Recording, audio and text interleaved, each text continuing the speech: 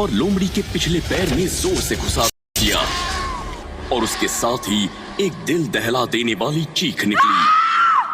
वो आवाज इतनी तेज थी कि पूरा जंगल कांप उठा और देखते ही देखते लोमड़ी एक सुंदर लड़की में बदल गई जिसका नाम अवनी शेरगिल था। उसके पैर से खून बह रहा था। अबे अंधा है क्या? दिखाई नहीं देता है कि शिकार करने के लिए लोमड़ी बनी हुई थी? मुझे माफ कर दो, मुझे लगा लोमड़ी है। पूरा टाइटन ग्रह जानता है कि अवनी शेरगिल लोमड़ी का भेष बदलती है। तुझे नहीं मालूम? मैं आज ही टाइटन ग्रह पे आया हूँ, मुझे कैसे पता होगा? अच्छे से जानती हूँ तुम जैसे बदमाश लड़कों को मौका चाहिए होता है लड़कियों को छूने का, उनके करीब आने का। तुम मुझे गलत समझ रही हो।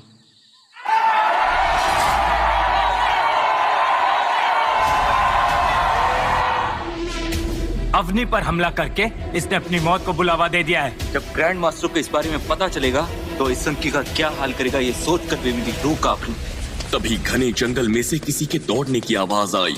सबकी निगाह जंगल की तरफ गई तो एक 25 साल का नौजवान जिसका शरीर बाहुबली से भी 2 गुना था, उसका हर एक कदम जमीन से धूल को उड़ाता चला आ रहा था।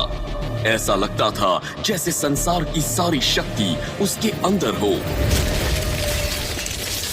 उसकी आंखों में उबलता हुआ खून आसानी से देखा जा सकता था। क्या हुआ अवनी? कोई परेशानी है क्या? सिर्फ थोड़ी सी चूक है। इसका मतलब ये नहीं कि तुम मेरे ऊपर जान से शुरू कर दो। अवनी डार्लिंग, गुस्सा क्यों होती हो? चोट लगी है ना? देवाश्रम तक छोड़ा। पहले तुम मुझे डार्लिंग बोलना बंद कर। अपने आप भी जा सकते हो।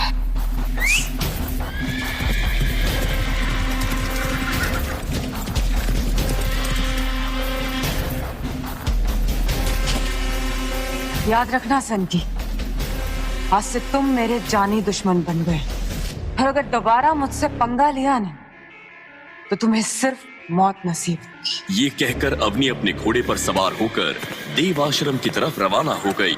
अब ग्रैंड मास्टर समेत सबकी नजर वीर की तरफ ही थी। वीर को समझ नहीं आ रहा था आखिर उसे क्या करना चाहिए। मार दिया जाए या छोड़ दिया जाए? बोल, तेरे साथ क्या सुलूक किया जाए? मेरी बात पर विश्वास करो, मैंने जानबूझकर अवनी पर वार नहीं किया। देखो, अवनी को चोट आई है। अब इससे कोई फर्क नहीं पड़ता है कि तुमने जानबूझकर किया था या फिर गलती से हो गया था। तुम्हें सजा तो मिलेगी। बताओ, कौन सी सजा चाहिए? मुझे जाने दो, मैं विश्वास दिलाता हूँ कि आज के बाद कभी भी इस तरह की गलती नहीं करूंगा। मुझे माफ कर दो। मैंने तो तुमसे पूछा कि सजा क्या चाहिए, तुम तो माफी मांगने लगे। चलो, तुम सब लोग बताओ कि इसको क्या सजा मिलनी चाहिए। जिस हाथ से इसने अवनी पर वार किया है उसके वही हाथ काट डालो। नहीं नहीं, ये बहुत छोटी सजा है इसके लिए। मैं तो कहता हूँ इसे नंगा करके चूहे वाले तहखाने में बंद कर देना चाहिए। क्यों ना इसे पेड़ से बांधकर इसकी आंखों में गरम लोहा घुसा दिया जाए। लेकिन तभी उनमें से एक आदमी ने ऐसा कुछ कहा जिसे सुनकर आसपास सन्नाटा छा गया। किसी ने भी इसकी उम्मीद नहीं की थी। मुझे लगता है हमें इसको माफ कर देना चाहिए। क्या बकवास कर रहे हो? जानते भी हो क्या कह रहे हो तुम? गुस्सा मत होइए, मेरा मतलब है हमें उसको माफ कर देना चाहिए, लेकिन इस सनकी को लड़ाई में पहले हराना पड़ेगा। वाह, क्या बढ़िया तरीका बताया। तो फिर तय रहा, अगर तूने कल हमारे 5 योद्धाओं को हरा दिया तो तुझे माफ कर देंगे, वरना नतीजा तो तू जानता है। सभी लोग जानते थे कि वीर लड़ाई करने के लिए मना करेगा क्योंकि उसे लड़ना तो दूर, खंजर भी ठीक से पकड़ना नहीं आता था। ऐसे में 5 लोगों से एक साथ कैसे लड़ेगा?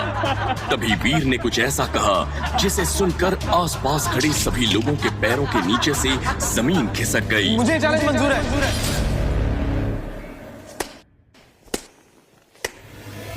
तो फिर ठीक है, कल शाम